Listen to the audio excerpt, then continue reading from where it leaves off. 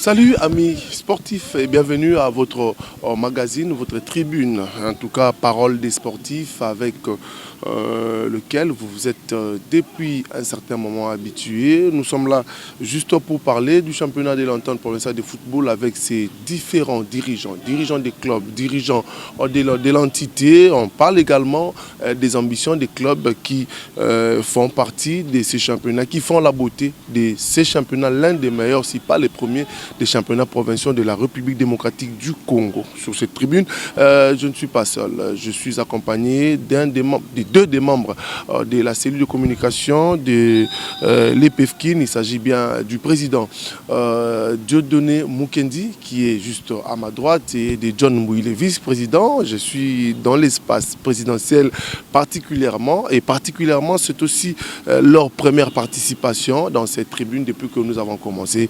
Et la particularité, c'est bien évidemment la présence de notre invité qui est spécial, il faut le dire, pas du tout habitué, un visage pas du tout habitué, mais une équipe très connue, Saint-Christian qui a fini 7e avec 42 points. Une belle prestation pour cette édition, le président Arsène Binanga. Bonsoir. Bonsoir. Comment vous allez? Je vais très bien, merci.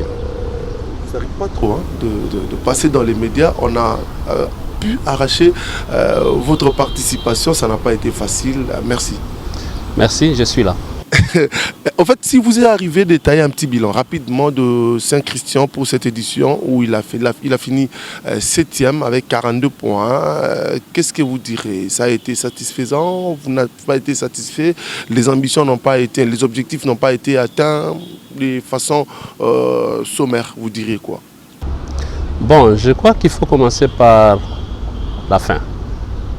La fin, c'est que nous sommes sortis 7e, nous sommes parmi les 10 meilleurs clubs de notre poule.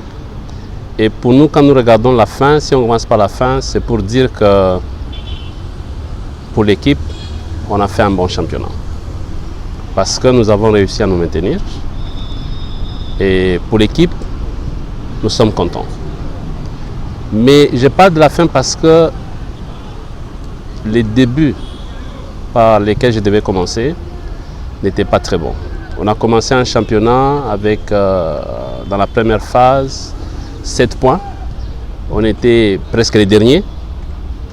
Mais à la fin, comme j'ai dit, j'ai commencé par la fin. À la fin, nous sommes sortis 7e avec 42 points. Et donc pour nous, la fin a été une bonne fin. Monsieur le Président, c'est quand même une sacrée remontada. Finir avec 7 points et finir lors de la première phase et finir 7e.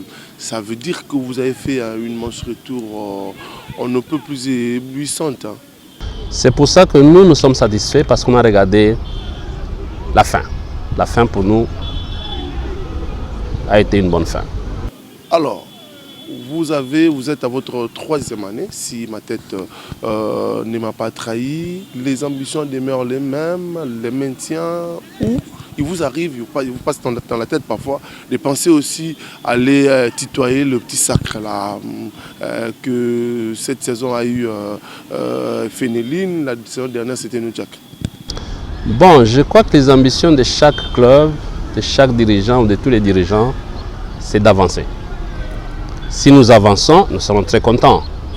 Mais nous pensons que pendant les 3 années qui sont passées, le maintien était l'objectif le plus important. Et nous pensons que nous avons réussi à atteindre nos objectifs pour les 3 années. La question de savoir si on a des ambitions au-delà de ça, oui, nous avons des ambitions au-delà de ce que nous avons eu pendant les 3 années. Par exemple, si nous parvenons à être parmi les 3 meilleurs du championnat, pour nous, ce serait aussi une façon de dire nous avançons.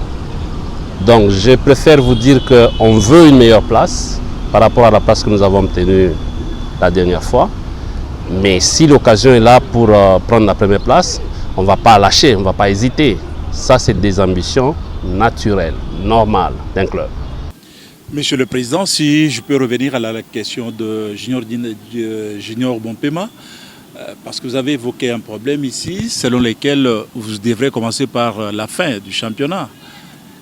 Mais j'aimerais savoir qui est-ce qui a justifié cette montée en puissance de l'équipe, alors que vous avez commencé très mal, mais vous finissez parmi les 10 premiers. Oui. Il a dit tout à l'heure que c'était la 3e fois ou la 3e année qu'on a joué le championnat, c'est vrai. La première année, je crois, elle était une année de surprise pour tout le monde. La 2e aussi. Et donc, arrivé à la 3e année, on a eu beaucoup de sollicitations. Et donc, quand on a fini la 2e année, on a libéré beaucoup de joueurs et la plupart étaient titulaires. Et ces joueurs sont partis pour la grande majorité en Ligue 1. Et donc, nous avons commencé un championnat avec ceux qui étaient, on peut appeler les réservistes. Ça, c'est la raison principale pour laquelle les débuts n'ont pas été faciles. Ce n'est pas peut-être la façon de voir du staff dirigeant, peut-être les staffs techniques et un nouveau staff technique qui est venu au rescousse de l'équipe? Bon, je crois qu'il faut regarder les grandes raisons, les grandes causes, et non pas aller dans les petites causes. Comme je l'ai dit, la plus grande raison, c'est celle-là. Mais ce qui explique la remontée, c'est que pas seulement qu'on a recruté les joueurs pour prendre les postes clés, les postes importants, mais aussi on a recruté un nouvel entraîneur qui a de l'expérience. Jean-Claude Makanda, que tout le monde appelle Mourinho. Donc il est venu dans l'équipe, il a amené son expertise et grâce à ce qu'il a amené, l'équipe s'est retrouvée 7e. Donc l'équipe a fait 35 points dans la phase retour, alors qu'il n'en avait fait que 7 dans la phase aller. Monsieur le Président, contrairement aux éditions passées, où la première, je crois, Saint-Christian avait fait un bon championnat, la 2e, mais cette année, on a senti que vous avez baissé les bras. Qu'est-ce qui a justifié la performance des éditions passées et puis ce que je peux appeler contre-performance pour cette édition? Mais je viens de le dire.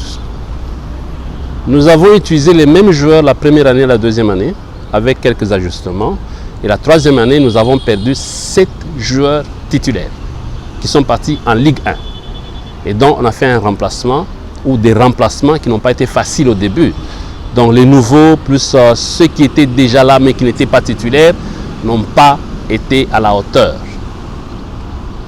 Voilà un peu la raison que je peux appeler la raison principale. Par contre, les autres disent, c'est les staffs, puisqu'à tout moment, vous remplacez les coachs. Et c'est de cette façon-là, votre façon peut-être de gérer le staff technique qui a fait que Saint-Christian se retrouve dans cette situation. Une équipe, bon, entre guillemets, qui visait les titres. Bon, je crois que je vais vous faire une révélation. Nous sommes parmi les rares équipes qui ont des entraîneurs qui signent des contrats. Des contrats qui sont visés, validés. Depuis que nous avons commencé, tous les entraîneurs ont signé des contrats avec nous. Y compris l'équipe qui était là avant que Mourinho n'arrive. Les choses se sont passées dans la normale. Nous ne disons pas que c'était la faute des entraîneurs, mais nous pensons que c'était une faute organisationnelle. On a été naïfs, on a laissé partir beaucoup de joueurs et les titulaires, et le championnat n'a pas été facile. Donc depuis que l'équipe est là, on a changé une seule fois le staff. Monsieur le Président, vous m'aviez volé une question parce que j'allais demander par rapport à ce nom, à cet entraîneur de renommée, Jean-Claude Makanda, qui est sorti, qui est parti de la Ligue 1 pour signer à l'EPFKIN, mais vous n'allez pas totalement me voler cette question. Quel a été votre discours pour les convaincre de quitter les sommets du football congolais pour venir à l'EPFKIN? Jean-Claude, il est entraîneur. Et comme tout entraîneur, je pense qu'il suit l'évolution des matchs, quel que soit le niveau des championnats. Et donc, il a suivi l'équipe la première année, la 2e année. Et quand la 3e année, on pensait remplacer ou changer de coach, nous l'avons contacté. Nous avons discuté ouvertement. C'était quoi les discours? Et discuter ouvertement, c'est... Si vous mesurez ma question, partir de la Ligue 1 pour signer les PFKIN, c'est compliqué. C'était quoi votre discours? Je ne sais pas, c'est lui qui doit vous dire plutôt pourquoi finalement il a accepté de venir chez nous. Mais nous pensons, s'il est venu, il a trouvé les cadres qui pouvaient mieux l'accueillir en ce moment-là. Et je vais vous informer qu'il vient de signer, il n'y a pas longtemps, il y a une semaine, il vient de signer 5 ans avec Saint-Christian. Et donc, si vous voulez me poser la même question, allez lui poser cette question, il va vous dire pourquoi il vient de signer encore 5 ans. C'est officiel, c'est visé. Et nous avons notarié son contrat. Monsieur le Président, ça c'est des choses qui arrivent difficilement, rarement même, dans le football congolais. Alors partons un peu, parlons de la politique des Saint-Christian. C'est quoi? J'ai posé la question tantôt, si vous aviez des ambitions de monter, c'est quoi la politique des Saint-Christian à sa création jusqu'à aujourd'hui? La formation des jeunes, sortis comme vous l'avez fait, ils sont partis à la Ligue 1, ou c'est justement jouer parce qu'on veut jouer? C'est quoi la politique des Saint-Christian? Je crois que la politique part de pourquoi finalement je suis dans le football. Ça, c'est plus important de savoir pourquoi je suis dans le foot. Moi, je suis médecin, je suis dans toute autre chose que dans le foot. C'est vrai, je ne suis pas le seul médecin à être dans le foot comme dirigeant. Et donc, dans l'histoire des Saint-Christian, il faut comprendre 2 étapes. La première, nous avons commencé avec l'équipe qui s'appelle Nyota, que nous avons créé en 2015. Et en 2017, nous avons pris la décision de monter. Mais comme nous n'avons pas eu la chance de monter, nous avons carrément trouvé l'opportunité de racheter une équipe qui était montée à Epefkir et que nous avons rebaptisé Saint-Christian. Et donc aujourd'hui, on se retrouve avec Nyota, qui est l'équipe principale ou primaire, qui ravitaille les joueurs dans Saint-Christian. C'est un peu ça l'histoire. Et nous avons aussi Saint-Christian Junior. Et donc nous utilisons les 3 niveaux pour alimenter les 2 niveaux. Donc nous utilisons les juniors pour qu'ils montent dans Nyota. Ceux de Nyota, ils peuvent monter directement dans Saint-Christian. Et vice-versa, il y a des joueurs de Saint-Christian, pour des raisons de disponibilité de places, de compétition d'un poste, on leur demande de retourner à Nyota. Peut-être pour remonter, mais il y en a qui retournent et qui ne remontent plus à Saint-Christian, ils vont plutôt en Ligue 2 ou en Ligue 1. Nous en avons. Monsieur le Président, vous êtes une académie également, je pense, c'est ça? Alors, quand remonte la fondation de cette académie, comment est-ce que administrativement vous vous organisez pour que vous puissiez maintenir, et surtout que c'est un monde qui déçoit toujours? Comment est-ce que, parce que vous avez parlé de quelque chose là-bas, comment vous qui êtes docteur, mais médecin, vous venez dans ce monde, alors que ce monde déçoit chaque fois. Comment est-ce que vous vous organisez et vous maintenir à pouvoir continuer dans ce monde de football? Bon, j'ai appris dans le travail que j'ai fait que la déception ou l'échec fait partie des réussites parfois. C'est des expériences qu'il faut positivement considérer. Depuis que je suis dans le foot, je crois que c'est les raisons pour lesquelles je suis venu dans le foot et la passion que j'ai du foot actuellement qui font que je sois encore là. Il y a beaucoup de choses qu'il faut organiser dans le foot de manière générale. Et nous avons pris l'option très simple. Organisons notre équipe. Peut-être les choses peuvent s'améliorer et pour nous et pour les autres. Et donc, ce que nous on a fait, qui est aussi une raison d'avoir attiré Jean-Claude, c'est que l'équipe a des minimums d'organisation. Les minimums d'organisation. Dans notre équipe, que vous vous retrouvez chez les juniors, chez Nyota ou à Saint-Christian, administrativement, on est en ordre. On a tous les documents administratifs, y compris les arrêtés ministériels pour les 2 équipes. Il y a très peu d'équipes qui y pensent. Nous avons pris le temps de comprendre comment le foot fonctionne et comment on peut l'améliorer. Et ça nous a aidé par exemple à avoir des joueurs. Tous les joueurs de Saint-Christian et de Nyota ont des contrats visés. Tous, ils sont dans les TMS.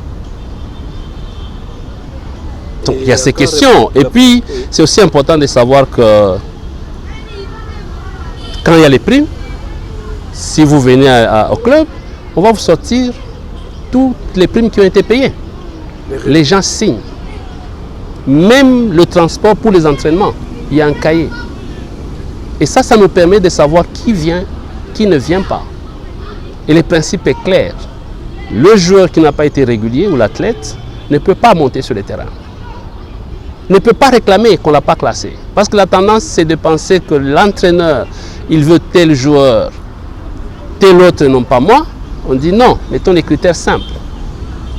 Vous venez aux entraînements, vous êtes régulier, vous êtes performant, on vous aligne. Avec une telle organisation, Monsieur le Président, est-ce que nous pouvons savoir s'il y a une main extérieure qui vous appuie dans toutes ces actions ou c'est seulement M. Christian, celle qui fait Arsène qui fait tout cela? Je crois qu'on a une équipe et nous avons réfléchi la manière la plus simple, la plus efficace d'organiser nos clubs. Nous savons qu'il faut les entraînements, il faut payer les transports, nous savons qu'il faut jouer les matchs, il faut les préparer, nous savons qu'il faut les vareuses, qu'il faut tout ceci. Et nous nous sommes posé la question, comment nous allons y arriver? La réponse était simple. Il faut qu'on trouve les sources d'entrée d'argent. Vous ne viendrez jamais à l'équipe, vous me voyez sortir l'argent de ma poche pour payer quelqu'un. Ça n'existe pas. Les entraîneurs sont payés par la banque. Et les comptes sont au nom des équipes. Ce n'est pas à mon nom. Ce n'est pas au nom d'un membre, non. Tous les documents administratifs sont au nom des clubs. Les clubs sont organisés pour faire la collecte d'argent avec les différents membres qui existent. Et nous avons acheté des bus. Ça nous rapporte de l'argent pour organiser les entraînements, pour prendre en charge les joueurs qui peuvent tomber malades lors des matchs, qui peuvent avoir des chocs. C'est un peu comme ça que nous nous organisons. Une question de curiosité me revient en tête, Monsieur le Président. Vous vous appelez Arsène, puisque mon confrère a voulu vous appeler a voulu vous appeler Christian. Alors, on veut savoir quel est ces saints-là qu'on attribue les noms pour qu'on appelle cette formation Saint-Christian. Je vais d'abord bien préciser, le club s'appelle Saint-Christian B. Il y a un B qui est à la fin, qu'on a tendance à ne pas mettre, ou à omettre, ou à oublier. Mais Saint-Christian est venu après, Nyota. La première équipe s'appelle Nyota. Ma fille aînée s'appelle Nyota. Ma mère s'appelle Nyota. Mon fils, le premier, qui est le deuxième enfant, s'appelle Christian. Et le B, c'est Binanga. Donc, en réalité, c'est lui le vrai propriétaire. Qui est le propriétaire là? Binanga. C'est Christian Binanga qui est le propriétaire. Le club Nyota, c'est le premier club qui est en première division. Le nom, c'était simplement choisi. C'est le nom de ma fille aînée. Monsieur le Président, souffrez que je vous pose cette question. Il s'est passé des choses au sein de votre club avant, bien sûr, de... Quel club? Saint-Christian ou Nyota? Saint-Christian. Je parle de Saint-Christian. Avant, bien sûr, de changer le staff technique. Et tout ce qui s'est passé, les gens ont dit que c'était par rapport à vous. C'est-à-dire vous êtes passif. Et raison pour laquelle il y a des choses par rapport à ceux qui dirigeaient les clubs qui faisaient, donc il y avait de mafia autour de ces clubs, et quand vous avez découvert et puis vous avez chassé ceux qui étaient là. Est-ce que c'est vrai? Je ne crois pas beaucoup. Je ne crois pas beaucoup. C'est vrai, on peut parler de patient ou naïf, mais je crois que c'est un problème de procédure. Je vais parler des staff technique qu'on avait avant. Ils sont partis normalement, selon ce qui est écrit dans les textes. C'est vrai pour des gens, à un moment donné, c'était « Ah, ils doivent partir parce que le score n'est pas bon, ceci. » Je dis non. Nous avons signé des documents qui disent les conditions dans lesquelles nous pouvons nous séparer.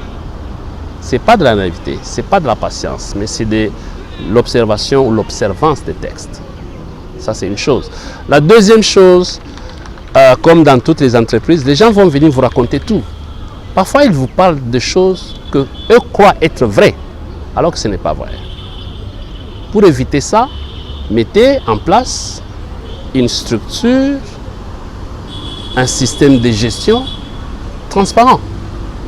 Ce qui est transparent, que je peux garantir, je sais combien un joueur reçoit comme frais de transport. Parce qu'il signe.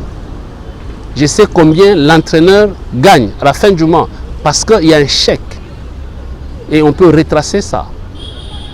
Mais le plus difficile, on espère que ça sera un jour arrangé, c'est quand vous devez acheter un joueur. C'est rigolo. Un jour, j'ai dit, ok, je prends ce joueur-là, je vous donne un chèque. Tous les dirigeants refusent le chèque. Ils ne veulent pas. Mais pourquoi? Ben, je ne sais pas. Au contraire, moi j'ai des joueurs qui sont allés en Ligue 1.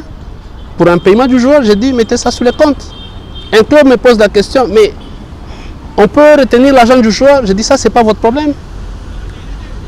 Versez l'argent sur les comptes. Moi je vais régler le dossier avec les joueurs. Ils ont versé, 10 minutes après, le joueur a dit j'ai reçu un PSA, on vient de me payer. Parce que les joueurs étaient loin. Donc c'est un problème de structure et d'organisation. Les joueurs savent que si nous gagnons, on aura la prime. Et si nous sommes sûrs qu'on ne sera pas prêt pour la prime, on les prévient. On leur dit la prime peut être payée le même jour ou il peut être payé plus tard. Mais la prime, il faut considérer que c'est devenu un droit pour vous. On va vous payer la prime. L'équipe a eu des difficultés à un moment donné. Ce matin, je vous informe que nous avons repris les entraînements. Et une des questions pour finir avec les joueurs, c'est de savoir est-ce qu'on a encore des dettes de primes? Ils ont dit non, on ne se rappelle pas. Et quelqu'un a dit non, on n'a pas de dettes. On a vérifié les documents, on ne doit pas de l'argent des primes aux joueurs de Saint-Christian. Donc, chez nous, les documents sont là. Monsieur le Président, vous participez au championnat de l'EPFKIN, du moins vous et votre équipe. Saint-Christian, souvent les gens disent que le milieu sportif, surtout le monde du football congolais, n'est pas un environnement propice. Ça veut dire que parfois ingrat, parfois invivable, parfois immoral. Votre analyse sur le monde que vous fréquentez depuis maintenant, je parle de l'EPFKIN 3 ans. Bon, ça dépend. Celui qui dit que c'est immoral, est-ce qu'il a lui-même une bonne moralité? Je vais vous donner des exemples très simples. Vous êtes dans des discussions avec des dirigeants qui se plaignent. Cet arbitre a été corrompu, il a fait ceci, mais en réalité, quand vous êtes derrière, ils font aussi ça. Qui est moral? Celui qui a corrompu ou celui aussi qui corrompt? Et vous arrivez aussi d'appeler les arbitres sur le match. Vous arrivez certainement ça. Ça, c'est une chose importante.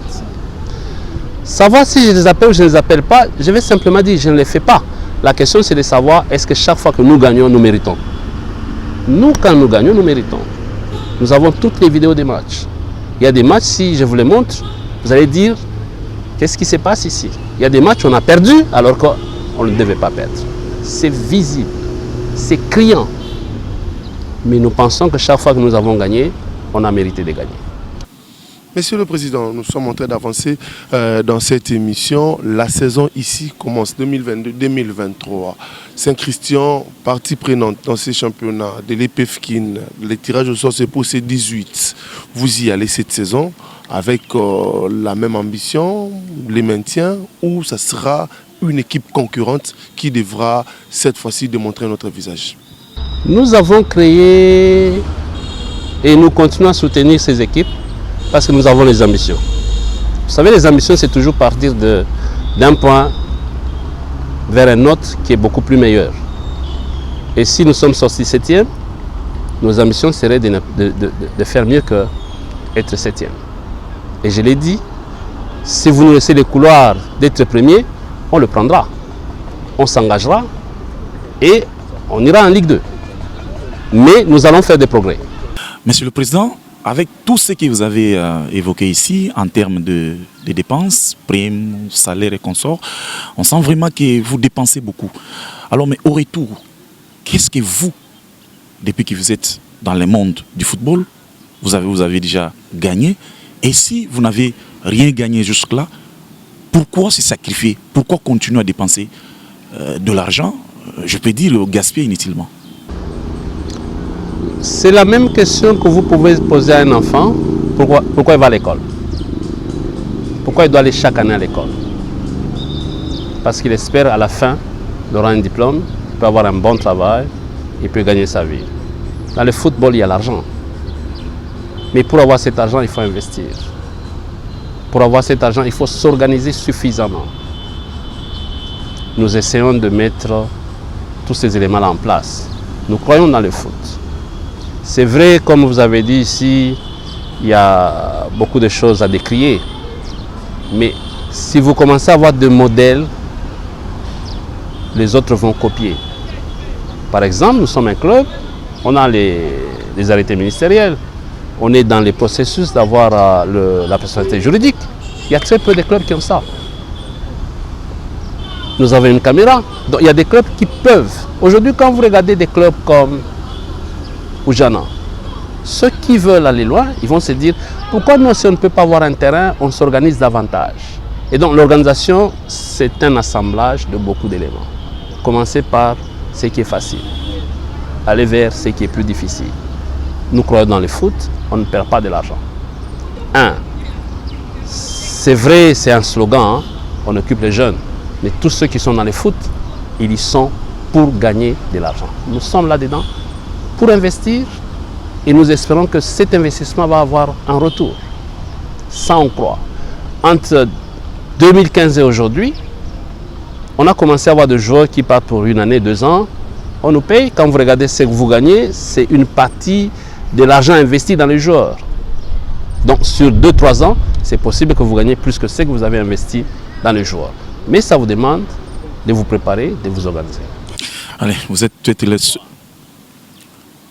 les seuls à reconnaître que dans le football, il y a l'argent et quand vous dépensez, un jour, ça va payer. J'ai dit à quelqu'un qui m'a posé la question si j'aimais le football.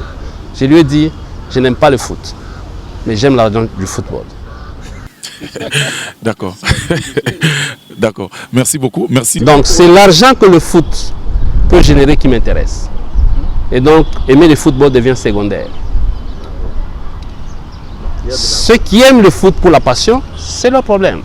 Mais ceux qui aiment le foot pour faire le business, ils peuvent aller avec moi. Mais ça demande d'investir, ça demande la patience, ça demande l'organisation. C'est ça que nous faisons. Donc, partant de ce que vous venez de dire, donc vous ne vous sentez pas, peut-être, vous n'êtes pas senti une fois abandonné par l'État, peut-être comme les autres dirigeants veulent que l'État les vienne en aide. Donc, vous par contre, vous pensez que dans le football il y a l'argent, donc que l'État ne vienne pas.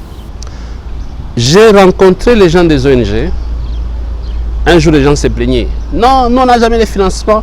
Quelqu'un a répondu. Je crois que c'est la même réponse. Quand tu as décidé de créer ton ONG, tu avais consulté les gens pour qu'ils te donnent de l'argent? Non. Moi, j'ai créé mon club ou mes clubs. Je n'attends pas que l'État me donne. Si l'État me donne, tant mieux. Donc, quand j'ai créé, je sais comment ça va fonctionner. Sinon, si je compte sur l'État ou l'aide extérieure, ça va s'arrêter. C'est la raison pour laquelle on s'organise pour avoir des sources de financement en interne. Le jour que l'État me donne de l'argent, je vais les prendre.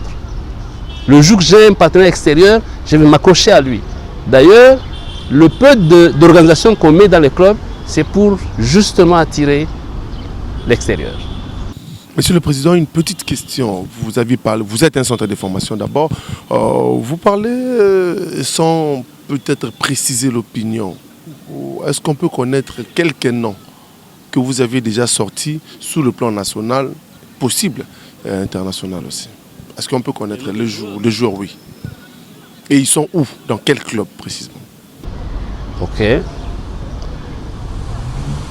Il y a un joueur qui s'appelle Okende, Pierre Merveille, qui a joué dans Saint-Christian. Ensuite, il a été titulaire à Bazano. Il joue 8-10. Il a été 3 fois à Dubaï, il est revenu. Aujourd'hui, il est à Riga. Il joue dans l'équipe Holland. Ça, c'est un cas. Dans les équipes de Ligue 1, on a beaucoup de joueurs. Bazano, il a 4 joueurs. US Panda, il a 2 joueurs. Simba, il a 3 joueurs. Aujourd'hui, Vita, il a 1 joueur. Il s'appelle? Bientôt, les noms vont être publiés, son nom sera à côté. En fait, Monsieur le Président, vous avez retenu mon attention dans votre franc-parler. Les joueurs à Vita, il a déjà fait le contrôle médical. Donc tout est presque en ordre. On peut connaître ça, mais les noms, il faut patienter. Il faut attendre quand Vita va dérouler les noms des joueurs. Bon, l'officiel officiellement va publier. Il va publier et vous verrez que mon joueur, un de mes joueurs est aussi là-bas. Il vous arrive de créer, de penser à une association, je sais que ça existe, mais je veux dire de manière informelle, des dirigeants de l'EPFKIN avec, comme vous l'aimez, votre équipe a pratiquement tous les documents, il ne vous manque que la personnalité juridique. Il vous arrive de penser à cela pour le bien-être du football quinois dont vous faites partie? Je siège aussi aux réunions, j'ai participé aux réunions de président des clubs de EPFKIN. Je suis régulier, pas très régulier, et j'ai beaucoup aimé les discussions qui sont en cours là-bas. Je donne mes idées, comme j'épouse aussi les idées des autres. Et là-dedans, nous avons un des présidents qui est assez actif, Willy. Oui, Willy Touma est assez actif et il mobilise les autres pour que le championnat soit un championnat qui avance, soit un championnat qui se joue dans les meilleures conditions possibles. Et donc, je participe à ces discussions-là pour que les choses s'organisent pour le mieux possible. Comment vous avez vu le niveau, en tout cas pour cette édition, de l'arbitrage de votre championnat? L'arbitrage n'a jamais changé. Il est le même. Il est le même. Je l'ai dit ici. Mais quand on regarde le championnat en lui-même, il était intense. Le groupe B, c'était un championnat pas facile. Je parle ça en termes de match, de compétition, d'engagement. En termes de compétitivité. Oui, mais en termes d'arbitrage, beaucoup de choses n'ont pas changé.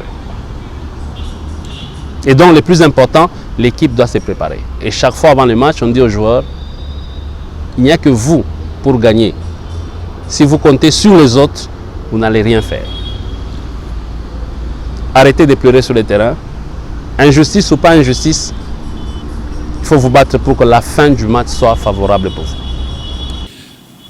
Un championnat intense, comme vous l'avez dit, Monsieur le Président. Quelles sont les perspectives d'avenir à court et à long terme pour Saint-Christian pour le moment? Saint-Christian, c'est clair. Je vous ai dit, c'est l'argent du foot qui nous intéresse. Donc, le minimum que nous allons faire, c'est de nous maintenir. Et le coach que nous avons maintenu, on a dit, ce que nous voulons, c'est faire le meilleur score que celui de l'année passée. Voici nos ambitions. S'il nous amène la coupe, il sera suffisamment récompensé. S'il nous fait avancer positivement, il sera aussi récompensé, mais suffisamment s'il nous amène la coupe. Avez-vous aussi joué au foot ou l'aide de vos enfants? J'ai joué au football. Même le foot, oui. J'ai joué au foot et chaque fois que je rentre dans les quartiers où j'ai commencé à jouer au foot, les gens me posent la question, tu joues dans quelle équipe? J'ai dit, je n'ai pas joué dans les équipes. Le choix était entre aller à l'école et aller jouer au foot.